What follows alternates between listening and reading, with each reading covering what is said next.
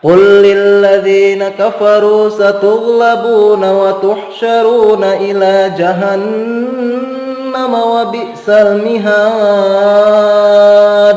Qad kana lakum ayatun fi fi'atayn iltaqata fi'atun tuqatilu fi sabilillahi wa ukhra kafiratun yarawnahum mislayhim ra'yal 'ain. Wallahu yu'ayyidu binasrihi man yasha. Inna fi dzalika la'ibratan liulil absar. Assalamualaikum warahmatullahi wabarakatuh.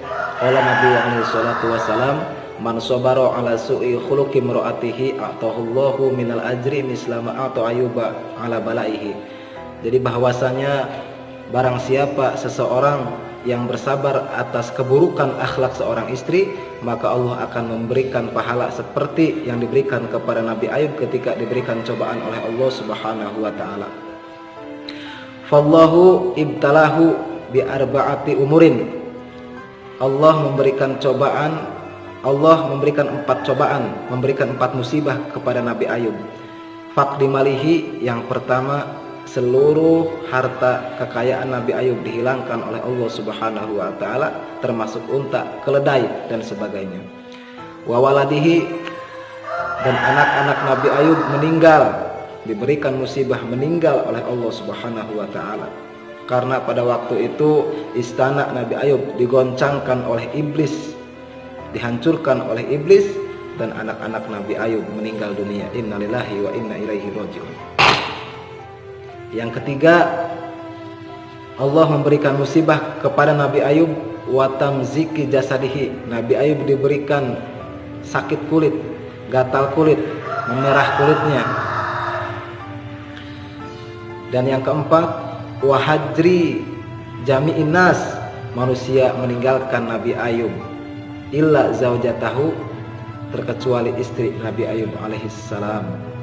Akan tetapi walaupun demikian, Nabi Ayub tidak pernah mengeluh kepada Allah Subhanahu wa taala walaupun diberikan cobaan yang begitu berat. Semoga kita pun dijadikan orang-orang yang bersabar ketika diberikan musibah oleh Allah Subhanahu wa taala. Amin ya Allah ya rabbal alamin. Ada satu cerita bahwasanya ada seorang laki-laki yang mengadu kepada Sayyidina Umar radhiyallahu anhu tentang keburukan akhlak seorang istrinya. Pada saat itu laki-laki tersebut datang ke rumah Sayyidina Umar. Ketika laki-laki itu datang ke rumahnya, lalu dia berdiam di dekat pintu rumah Sayyidina Umar.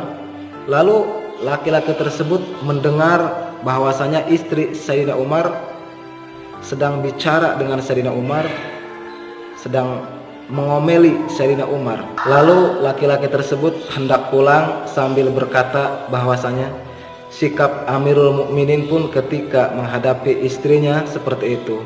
Fa kaifa hali, lalu bagaimana dengan sikapku? Ketika laki-laki tersebut ingin pergi mau pulang, lalu Sayyidina Umar keluar dari rumahnya. Setelah keluar dari rumahnya, Sayyidina Umar pun melihat laki-laki tersebut lalu memanggilnya. Ta'ali, kemari. Setelah itu Sayyidina Umar berkata, ada apa kamu datang kemari?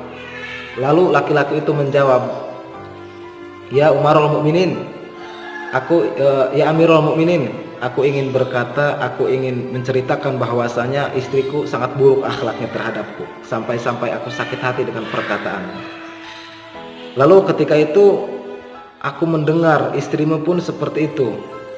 Apa yang ia lakukan membuatmu sakit hati. Lalu jawablah Sayyidina Umar radhiyallahu anhu. Umar pun menjawab bahwasanya memang seperti itu. Akan tetapi aku bersabar, karena walaupun bagaimanapun itu istriku dan dia yang memberikanku makanan, yang memasakkanku, yang menyucikan bajuku, yang menyusui anak-anakku, padahal itu semua bukan tugas istri, itu tugasku. Maka dari itu aku tetap bertahan dan merasa nyaman bersama istriku walaupun memang ia sering menyakiti hatiku. Lalu laki-laki itu menjawab, ya Amirul Mukminin, terus apa yang harus aku lakukan sementara istriku Memang seperti itu perlakuannya sampai aku sakit hati mendengar perkataan-perkataannya.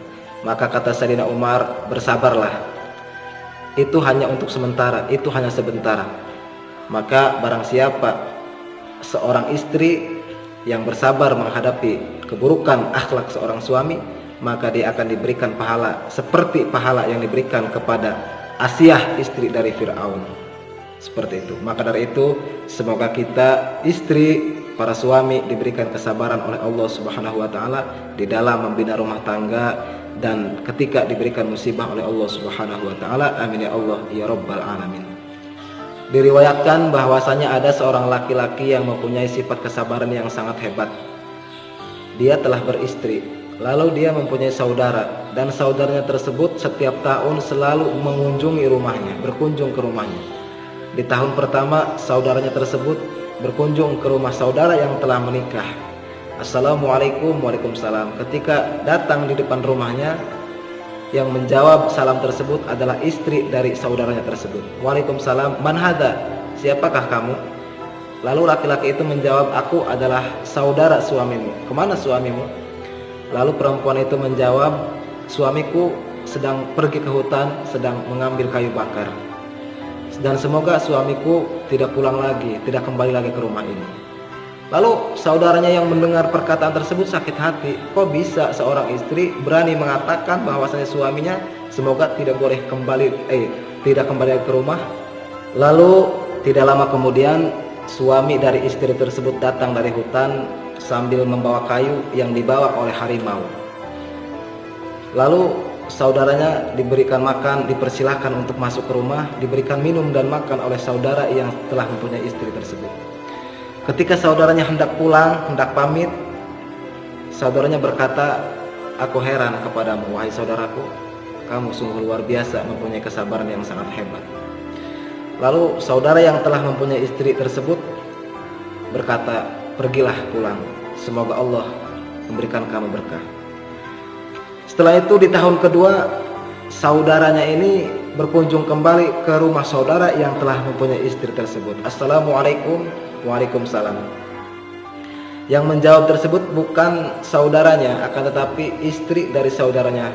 Waalaikumsalam, man hadza? Siapakah ini? Aku adalah saudara suamimu. Kemana suamimu? Suamiku sedang pergi ke hutan mengambil kayu bakar. Seperti tadi jawaban yang tahun pertama. Akan tetapi yang kedua ini istrinya lebih lembut menjawabnya. Dipersilahkan masuk. Tidak lama kemudian suaminya pulang sambil membawa kayu bakar, akan tetapi tidak dengan harimau seperti tahun kemarin. Lalu saudaranya tersebut yang berkunjung dipersilahkan masuk ke rumah, diberikan minum dan biasa diberikan makan.